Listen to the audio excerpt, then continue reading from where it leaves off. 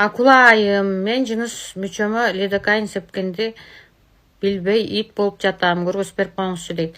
Сиз эле эмес, көптөгөн мырзалар жазып атат, кантип колдонобуз, эмне кылабыз депчи. Могул сиздин жыныс мүчөңүз. Эгерде сиз келинчеңиз менен кошулуп жатканда бат эле бүтүп калып аткан болсоңуз, бул нерсени колдонуп көрүңүз, Мына карабайсызбы, могул турган менин колумдагы лидокаин. Эгер муну мындай куюп туруп, бала гавкосуна куюп туруп, кургаганча жүрсөңүз да болот. Эгер андай кыла албай турган болсоңуз, анда сөзсүз түрдө момундай эменин ичине алып туруп куюп, анан муну момундай кылып чачып коесуз. Кайра мунун крышкасын жаап коесуз.